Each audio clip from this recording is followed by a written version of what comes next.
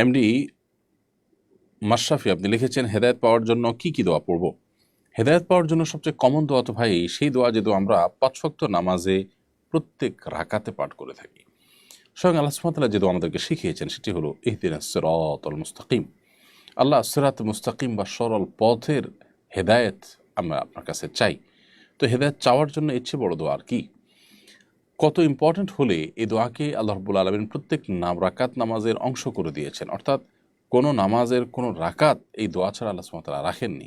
এই দোয়াটা আল্লাহর কাছে কত গুরুত্বপূর্ণ হলে এটিকে প্রত্যেক রাকাত নামাজের অংশ করে দেওয়া হয়েছে। সো আমরা যখনই এটি পাঠ করব শুধু গতানুগতিকভাবে মুখস্থ পড়ে যাব না, বরং অর্থ বুঝে এটিকে উপলব্ধি করে ভালো করে মনোসংযোগ সহকারে আল্লাহ সুবহানাহু ওয়া তাআলার কাছে দোয়া করব। ইহদিনাস সিরাতাল মুস্তাকিম, ইহদিনাস সিরাতাল মুস্তাকিম, এভাবে দোয়া করার চেষ্টা করব ইনশাআল্লাহ তাআলা। এর বাইরে আরও অনেক দোয়া আছে কোরআন হাদিসের আলোকে, যেগুলোর মাধ্যমে আমরা হেদায়েতের উপরে অটল অবিচল থাকতে পারি। যেমন আল্লাহুম্মা হাদিনা ফিমান হাদাইত, একটা দীর্ঘ দোয়ার প্রথম অংশ এটি। আল্লাহুম্মা হাদিনা ফিমান হাদাইত, আল্লাহ আপনি যাদেরকে হেদায়েত দিয়েছেন বা দিবেন তাদের মধ্য থেকে আপনি আমাকে শামিল করবেন। এভাবে আল্লাহ সুবহানাহু ওয়া তাআলার কাছে দোয়া করতে হবে।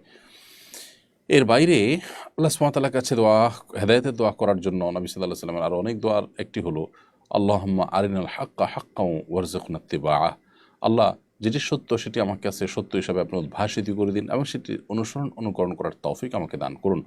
ওয়া আরিনাল বাতিলা বাতিলান ওয়ারযুকনা ইজতিনাবা, আর যেটি অসত্য, বাতিল, বিভ্রান্তি, সেটাকে আমার কাছে বিভ্রান্তি হিসাবে আপনি উপস্থাপন করুন এবং আমাকে সেখান থেকে বেঁচে থাকার তৌফিক দান করুন। এভাবে আল্লাহ সুবহানাহু ওয়া তাআলার কাছে আমরা হেদায়েত কামনা করব ইনশাআল্লাহ তাআলা।